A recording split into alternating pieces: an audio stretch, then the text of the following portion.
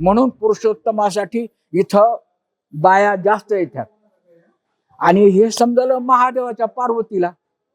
ती म्हणली तुम्ही कमी आहेत का महादेवा, पुरुषोत्तमा सारख्याचे तुम्ही तुम्ही पण काहीतरी द्या ह्या जगाला. मग त्यांनी शिवस्वरूप ज्ञान इथं दिलं, ज्याच्या बळावर रामानी वानराच्या हातावर श्रीलंकेचे युद्ध जिंकले वानराकडून. तर त्याचं कारण आहे, सकाळी सकाळी तुम्ही उठलात, डावा स्वर चालू आहे का पाहायचा, चालूच असतो पुरुषाचा आणि स्त्रीचा उजवा.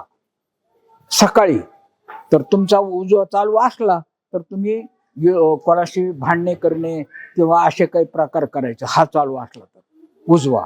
आणि डावा असला तर काही मिळकत हे ते देवधर्म हे त्यासाठी उपयोग करायचा याचा.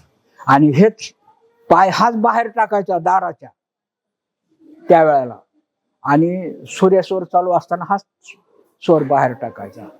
घरी बाईशी तुम्ही हे करता त्यावेळेला हा स्वर चालू ठेवायचा. चांगलं रत्न निर्माण होईल, उत्तम प्रतीचं मूल तयार होईल. लक्षात आला ना अर्थ? हा, असा प्रकार आहे. क्षमस्व.